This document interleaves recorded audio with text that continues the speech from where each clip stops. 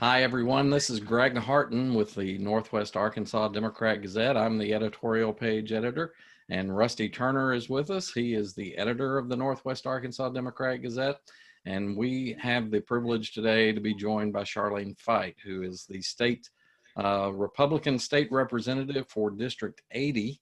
And she first took office in 2013 and about to wrap up her fourth term. And she is asking the voters on November 3rd to send her back down to the state capitol in Little Rock to represent their interest. She's a retired school psychology specialist and has been doing the lawmaker thing for a little while. And would you just mind starting us off by giving us a basic description of District 80, kind of the geographic boundaries of that? Well, good morning. Thank you for giving me this opportunity. I'm excited to be able to talk to people about my district because I'm very proud of it. District 80 encompasses Western Washington County and Northwestern Crawford County. It's one of the most rural districts in the state of Arkansas. I have researched pretty carefully, and I have only found 2 stoplights in the district. Lots of stop signs, but only 2 stoplights. We go right through the National Forest, so it's a very large district and one of the most beautiful in the state.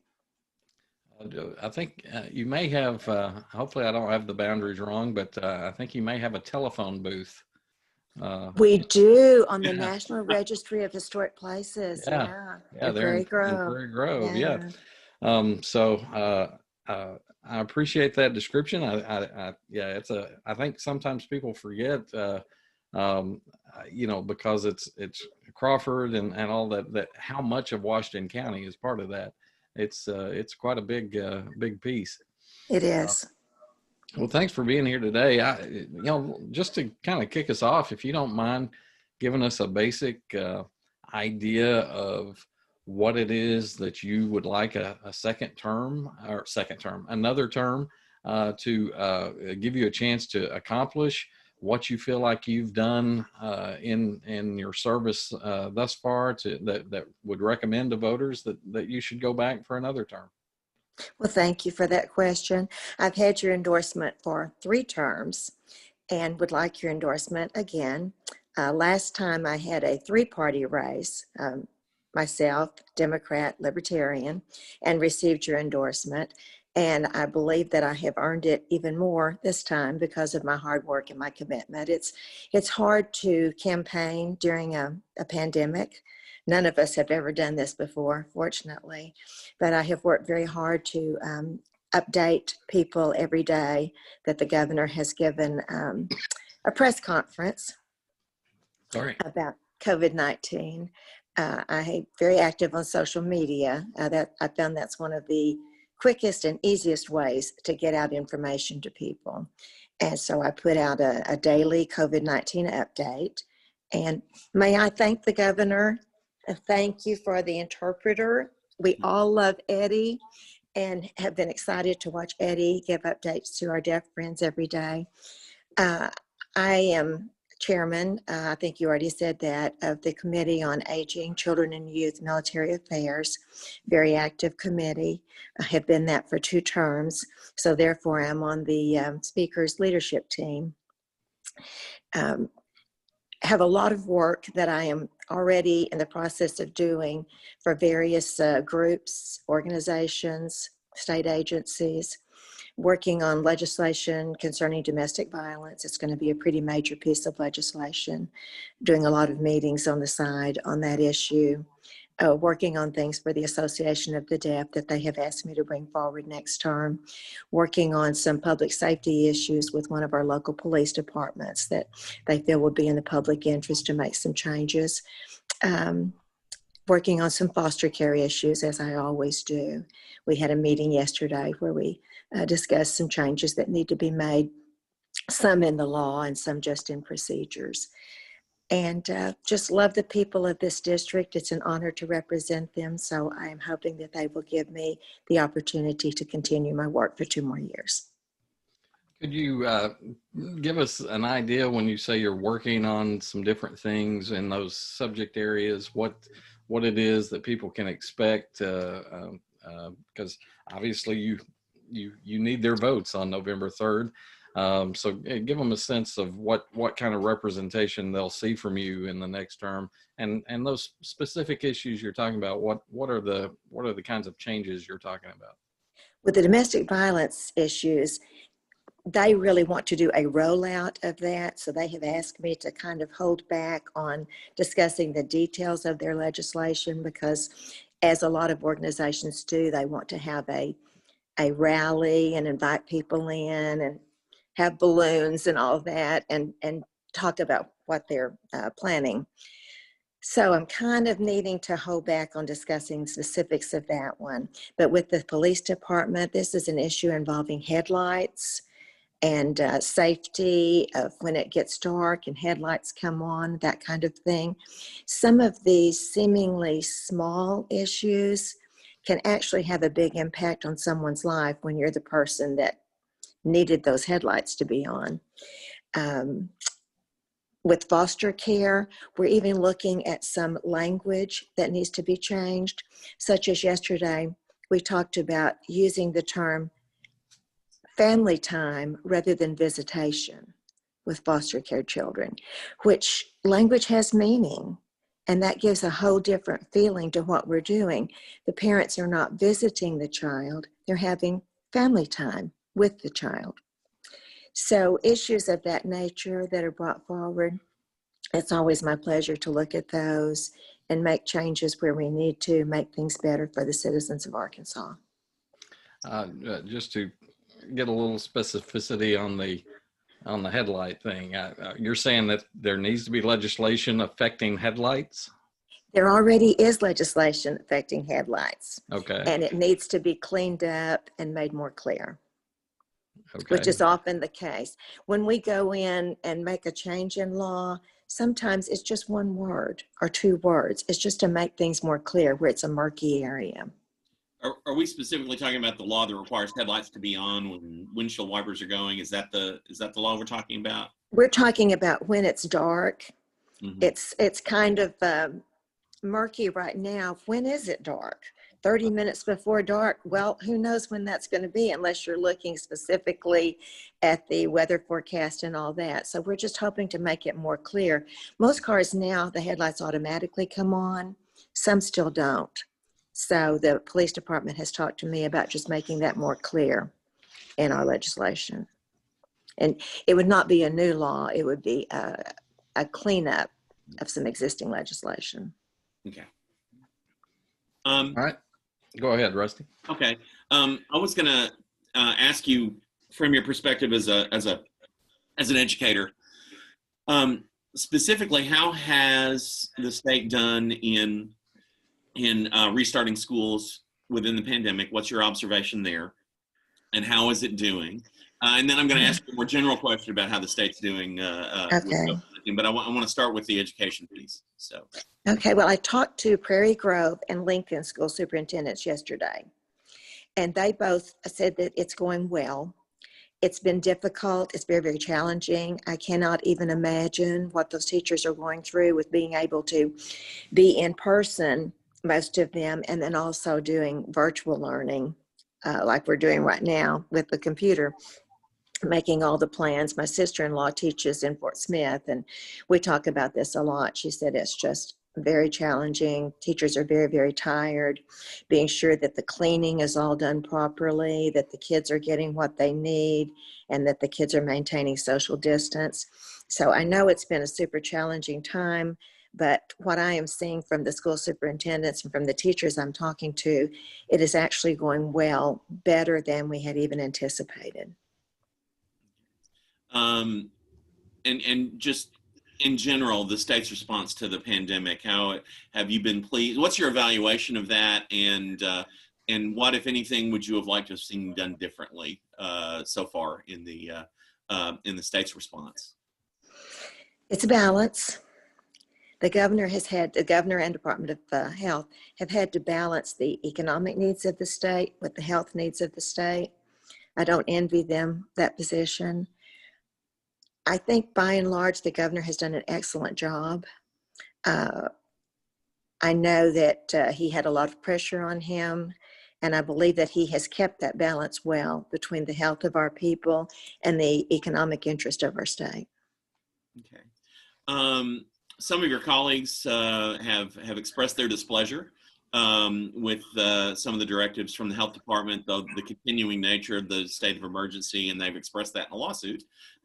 So what's your take on that lawsuit? Is that something you support? Is that something just tell me what your opinion is of that. I have not chosen to join in that. I do not feel that it's appropriate at this time.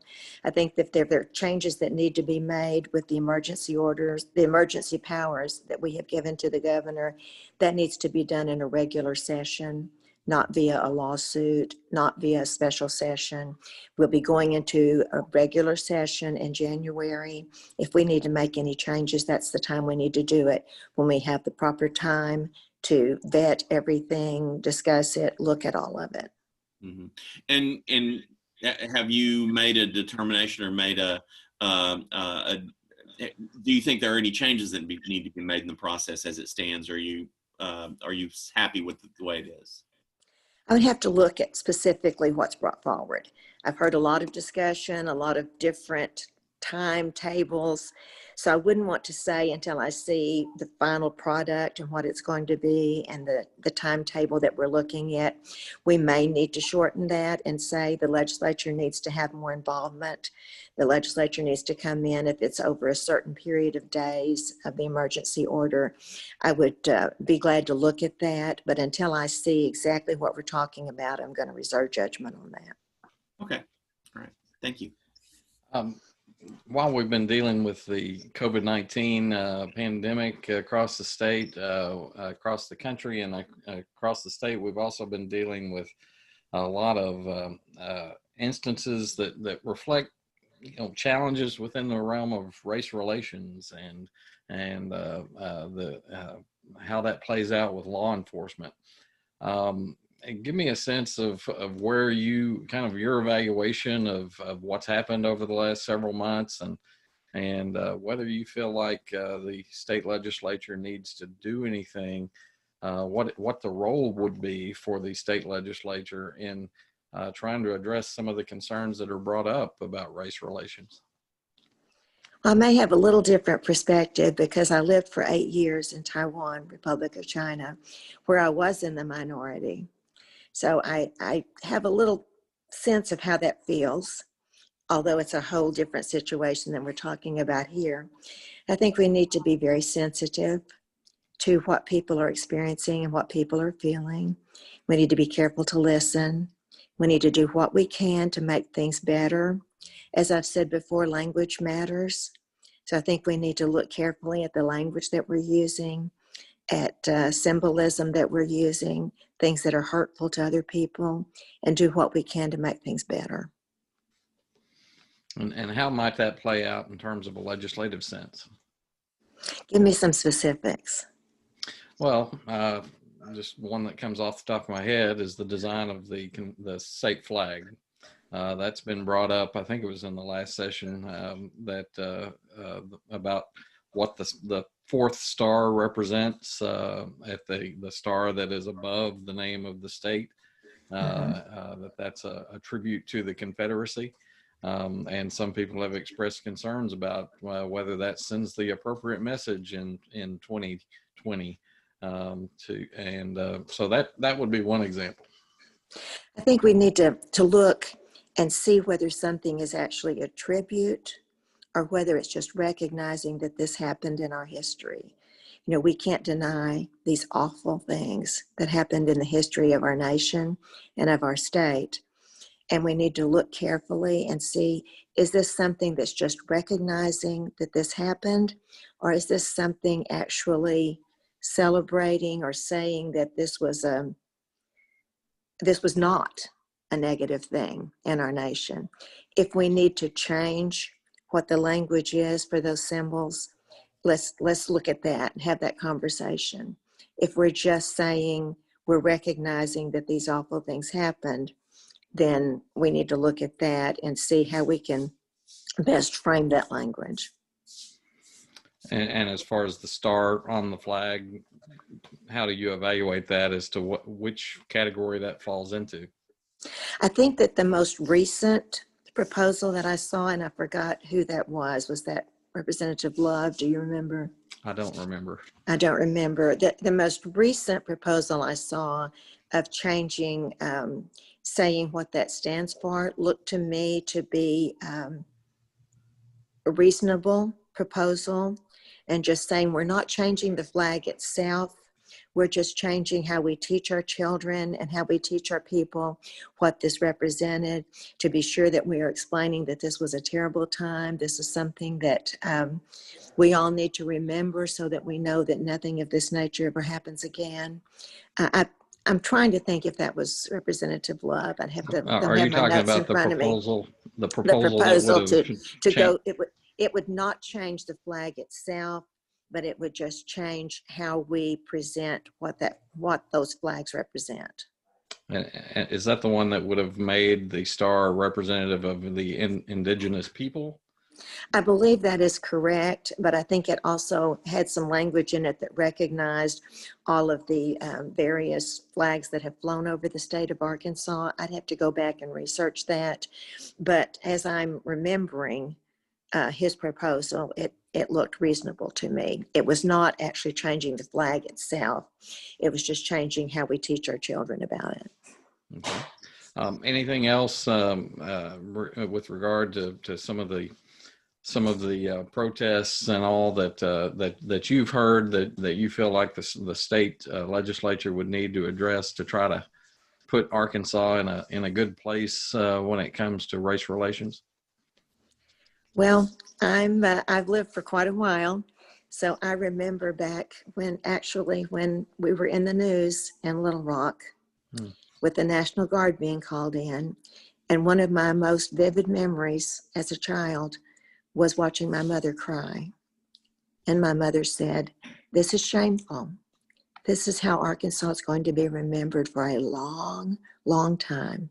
And my mother was right. My mother was a teacher. A very wise person. And I think that Arkansas does have a lot to overcome nationally, because people still remember that. That was a very shameful time. So I think whatever we can do to make things better going forward, we need to have those conversations. Have you had a chance to review the hate crimes proposal that Senator Hendren and Representative Flowers have been talking about? Have you had a chance to review that, and have you made it? I have. I looked at it, but then I was in Little Rock 2 days this week. Just got back last night. There are about 10 other proposals floating around out there. Oh, yeah.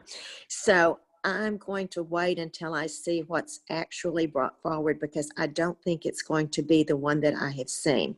The one that Hendren had is modeled after Utah.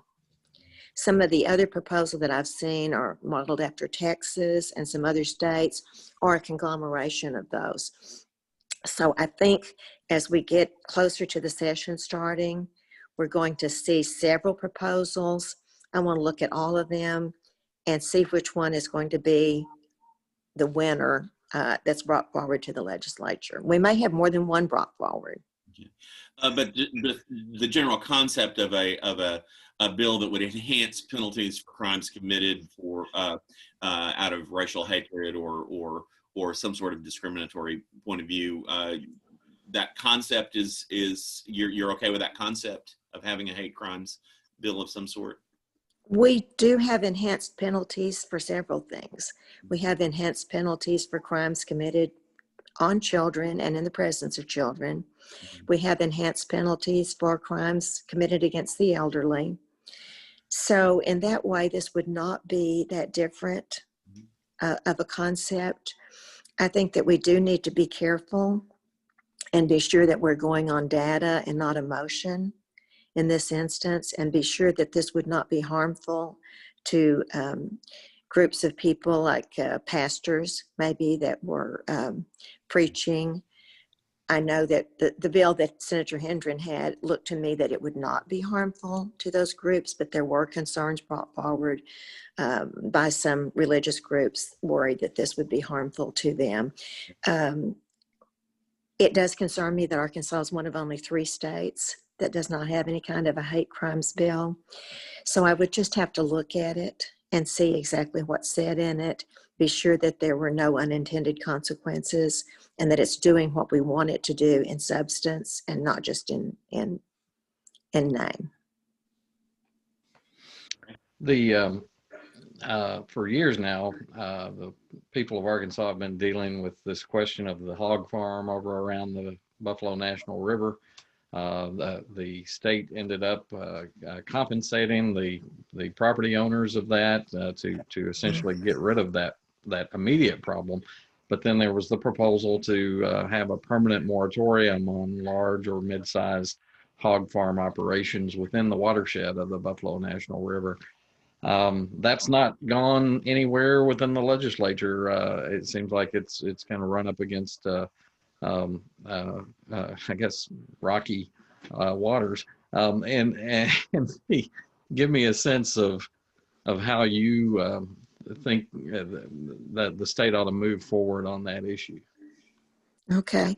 Well, the original hog farm, the one that you mentioned that we compensated the owners, happened before I came into the legislature. That was actually under Governor Beebe. And so in hindsight, that may not have been the best decision. I think we do need to look carefully again and be sure we're going on data and facts and not emotion, because this is a very emotional issue for a lot of people, because you're coming up against environmental issues and property issues. So there's a balance there. I haven't seen anything come before the legislature regarding what you're saying. That may be something that people are working on for next term, but I haven't seen anything written out as a proposal to laws or a change in legislation. You may be aware of something that I don't know about. That would probably be coming before the Agri Committee, but I don't think that they have had any meetings regarding it since the close down of the hog farm that you mentioned earlier. Mm-hmm. Well, can you give me a sense of, do you feel like anything that comes close to even looking like a moratorium should be considered? Obviously, in the state of Arkansas, there are those issues of property rights versus, protecting watershed, especially a watershed of, we all know the Buffalo National River is kind of treated as above, most waterways in Arkansas. So in a general sense, do you think any sort of moratorium or limitation ought to be considered for that specifically for the buffalo? I would sure look at the data on it. If we have something that is proving that there's detriment to the buffalo, of course we need to preserve it. But again, I would want to go on data and science and not just emotion here, and be sure that we're not harming farmers and people we could say the buffalo, but a lot of tributaries go into that. And we don't want to get into a situation where we're closing down a very small family farm that might just have a few animals on it, because they feed into the buffalo eventually. So we would have to look at all of the data and almost go on a case-by-case basis on that. And what did you feel like the data showed about CNH hog farms, the large scale operation that was up there? I went to hearings on that for about 2 or 3 days. We never saw any hard data proving that there was harm brought from the hog farm. And one thing that concerned me a lot was that we did see, maybe not at those hearings, but at others, that there was a lot of harm being brought to the buffalo by feral hogs. And that concerned me a lot. And I don't know if you've been reading a lot about that, but that's been a major issue in the state of Arkansas. And I think we are finally getting a grip on that. We've gotten a lot of federal funds to help us get control of that feral hog population, but they were tearing it up, not just the Buffalo, but everywhere. And even around here in District 80, we're having a lot of harm from feral hogs. And when I mentioned that, some people just thought that I was throwing up a red flag or, red herring, but it really was a major problem. And so I'm glad that we're getting that under control, although that's certainly not easy. Yeah, I think separately, the feral hog problem is a big problem. Can't keep up with their capacity to grow their. I don't know if they're called herds or whatever they are, but there's a lot of them out there. Rusty, did you have something that? I was gonna move on to a different topic. I was gonna ask about highways and roads, specifically about issue 1, and what your thoughts are on issue 1, and what your thoughts are in general on how Arkansas ought to be funding highways and roads. Okay, I'm a supporter of issue 1. I get more calls and emails and text about highways than anything. Highways, county roads, city roads. People don't know. They just know it's a road and there are ruts in it and it's tearing up my car. I get more calls about that than probably any other issue that I deal with as a legislator. So we've been dealing with highways ever since I've been in the legislature, and as I look back, way before I got there. And I think that this maybe is a way that we can finally get this resolved and get some help, not only for our major highways, but for our counties and cities as well, because some of the money will be coming to them. So I'm going to vote for it. I'm going to encourage my people to vote for it. Nobody likes raising taxes, but this is a continuation of a tax that we already have. And I think it's a good solution. Okay. All right. And how about issue 2, the change in term limits restrictions? Do you have an opinion about issue 2 and whether it should pass? I don't feel real strongly about that. Arkansas is one of only 15 states that even have any kind of term limits. But I don't mind having some term limits. I think what we have now with the 16 years is pretty reasonable. But the 12 years and having the caveat that people can sit out for 4 years and then come back, I don't think many people will do that. But I think it's probably good to have that option available. So I am not taking a hard stand on that one way or the other. I think it's fine if it passes. It might put the issue to rest as far as having this come up every 2 years on our ballot or come up for big public discussion every 2 years. In that way, that would be good. But I don't think our current 16 years are bad either. We have very, very few people who ever stay 16 years. Yeah. And then finally, issue 3, the change in the way citizen-led initiatives can get on the ballot. It's been criticized by some as a measure that will make it, it's difficult to get them on now. It's been criticized by some as that'll make it even harder for a citizen-led initiative to make the ballot. So what's your theory? What's your thinking on issue 3? I can see why they feel that way, because it will make it harder. But it also will make it harder for outside groups from out of state to come in and get something in the Arkansas Constitution like they have done and tried to do with the casino issues. In that way, I think it's good to keep some of these out-of-state groups from coming in and trying to change our Arkansas state constitution. But in the way that you mentioned, as making it harder for people to gather ballots, that they have to go out into more counties than they're doing right now, and they don't have the period where they can cure the ballots and then come back and get more signatures if they don't have, not cure the ballot, excuse me. Signatures. Cure the signatures, period, and then come back if they don't have enough signatures and go out and get more. And that way I can see why some of the groups would oppose it. So I think it's a mixed bag.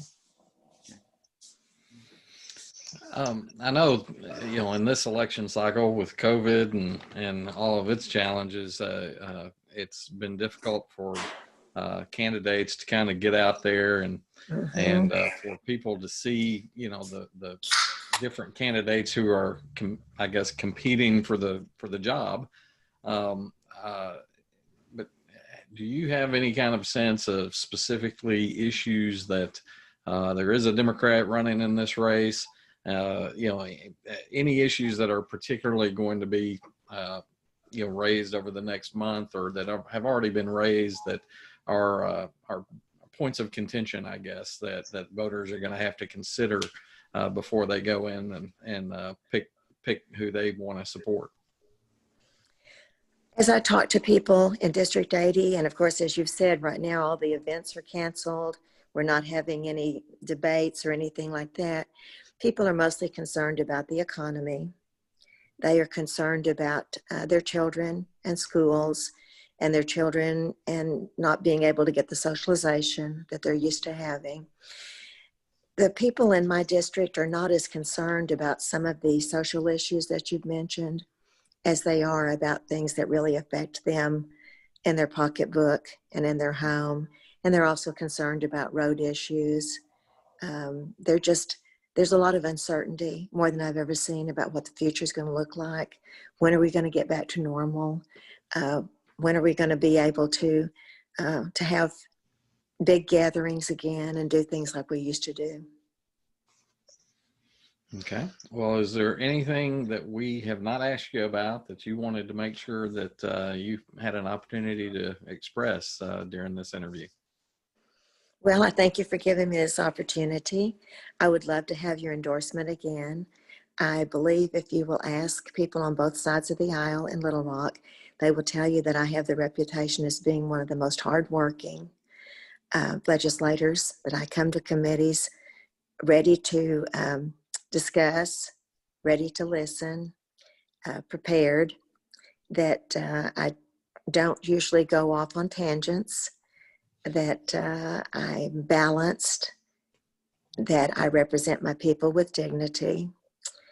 I've worked very hard with my constituents when they contact me to get an answer to them, to get them hooked up with the right agency, the right people, so that they can get an answer to their issue. Often it is not a state issue. Often it's something local or something county, but I still try to get the correct information to them so that they can get what they need. I am in the leadership team. I think it would be a shame to lose someone who has spent the time and put in the work to get to the position that I'm in, that I can have influence not only in my district, but throughout the state. So I hope I'll have your endorsement again. I had it last time, and we had three of us in the race that time, three parties. We had Republican, Democrat, and Libertarian in that race, and I still earned your endorsement. So I hope to have that again, because I really look forward to working for the people of District 80 for another term. Well, we appreciate your time. Rusty, did you have anything else? No, just to let you know that I appreciate your time. Thank you for spending some. I know you're busy, so thank you for spending some time with us today. Well, it was a pleasure. I enjoyed talking to you. It's nice to be able to see your faces and not just hear your voices on the phone, as I believe we did last time, because I was working in Little Rock when you were doing your forum. So I appreciate this opportunity, and I hope you have a wonderful day and get out to enjoy some of this good weather we're having. Same to you, man. You too. Take care. Yeah. Thank you.